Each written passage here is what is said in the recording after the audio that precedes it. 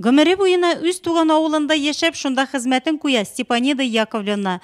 90 яшьлек юбилеенда үз җиренең ихтирамны өлкән яшьтәге әбекәе булып каршылый. Сугыш елларында ачлык, ялангачлыкны күргән, авырлыкларны үз җилкәсендә татыган Степанида Ефимова бүген дә күңел көрлеген югалтмаган. Озын гомерле булуның сирен хезмәттә күрә. Работать надо, отдыхать надо временно. Эшләргә һәм ялда итәргә кирәк, барысында үз вакытында башкарырга. Без гаиләдә 8 бала үстек. Хәзер мин генә калдым. Калган туганнарым вафат булдылар. Мин генә озын гомерле булганмын. Ну, не знаю. Вы выстояли в годину тяжелых испытаний, сохранили веру в правое дело, в добро и справедливость, опаленной войной молодость, вся ваша жизнь всегда будут служить для нас и для будущих поколений ярким примером беззаветной любви к родине.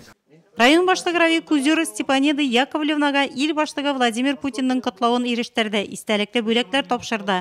Авыл җирлеге башлыгы Хасибулла Хамидуллиннан да котлаулар кабул итте юбиляр.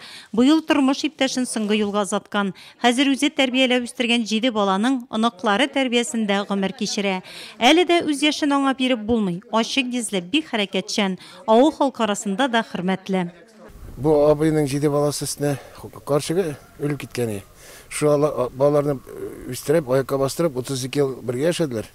Менә ваҗитларны бастырдылар. Бөтен балаларын хөрмәт итте. Инде менә хар балалар да хөрмәт итте. Ул гомер буе мәктәптә техникчы булып эшләгән. Бөтен халык авыл халкы анардан үрнәк ала. Үрнәк семья, үрнәк гаилә диярем. Хорошо живем. Бик яхшы яшибез, һәр көнне күрешәбез, балалар аны хөрмәт итәләр, һәр ял көнне кайталар, булышалар. Каждый выходные придут. Бәхет туган җиреңдә яшәү. Әлеге мәкальнең мәгънәсен Степанида Ефимова үз мисалында раслый.